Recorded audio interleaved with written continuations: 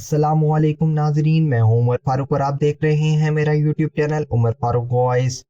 Ozone layer हमारी ज़मीन की ना नज़र आने वाली एक ऐसी ताकत जो हमें सूरज की जानलेवा रेडिएशन से बचाती है।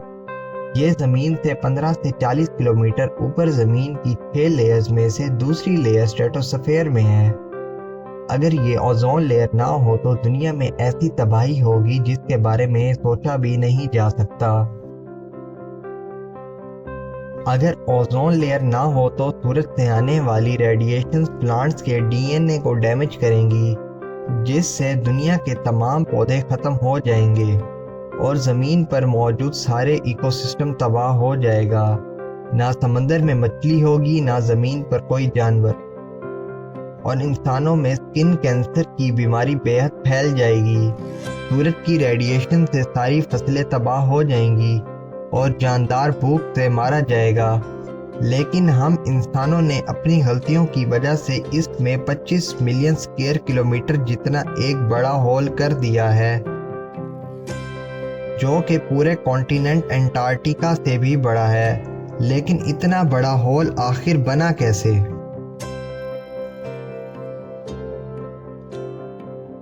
ये बात है 1985 की, जब ब्रिटिश एंटार्क्टिक सर्वे में 3 साइंटिस्ट अपनी 27 साल की ऑब्जर्वेशन से ये बात नासा को बताई।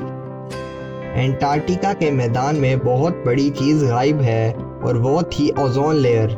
इसके बाद नासा ने अपनी satellite total ozone mapping spectrometer से इस बात की तस्दीक कर दी कि हाँ, ओजोन लेयर में एक बड़ा होल हो गया है, और सब इस बारे में डरे हुए थे। इसके बारे में पता लगाने के लिए साइंटिस्ट की टीम एंटार्कटिका पहुंच गई। साइंटिस्ट की रिसर्च खत्म होने के बाद इसका जो जवाब मिला वो था क्लोरीन, जो इंसान के बनाए हुए क्लोरोफ्लोरोकार्बन से निकल रही थी, जिसको CFCSP कहते हैं, जो कार्बन, फ्लोरीन और क्लोरीन से बने हुए हैं। ये ज़मीन पर तो कोई नुकसान नहीं पहुंचाते, लेकिन जब ज़मीन से ऊपर 15 से 30 किलोमीटर आसमान में पहुंचते हैं तो ओजोन लेयर को नुकसान पहुंचाते हैं। नाज़रीन, क्लोरोफ्लोरोकार्बन वही गैस है जिसको 1928 में दरियाफ्त किया गया था, जिसका इस्तेमाल उस दौर में बहुत ज़्यादा किया जाता था। क्लोरोफ्लोरोकार्बन का इस्तेमाल उस दौर में हेयर स्प्रे पेंट और AC में किया जाता था। तब साइंटिस्ट ने कहा अगर ओजोन लेयर को बचाना है तो CFC का इस्तेमाल बंद करना होगा। इसके बाद ओजोन लेयर को होल से बचाने के लिए 1987 में मॉन्ट्रियल प्रोटोकॉल के तहत दुनिया के तमाम ममालिक इकट्ठे हुए, जिनका मकसद था क्लोरोफ्लोरोकार्बन का इस्तेमाल कम किया जाए और तमाम ऐसी गैसें जो ओजोन लेयर को नुकसान पहुंचा रही हैं उसका इस्तेमाल ख़त्म किया जाए। 1990 से 2000 के दरमियान में CFC की जगह हाइड्रोब्रोमोफ्लोरोकार्बन को इंट्रोड्यूस करवाया गया। अगर 1987 से आज तक का डाटा देखा जाए तो CFC का यूज़ बहुत कम हो गया है और वो होल अब ठीक हो रहा है। 2019 में इसका साइज काफ़ी हद तक कम हो गया था, लेकिन पता नहीं फिर ये बढ़ना शुरू हो गया है। इस पर साइंटिस्ट मुस्तकिल नज़र रखे हुए हैं। पता नहीं आगे क्या होगा, ये तो आने वाला वक्त ही बताएगा।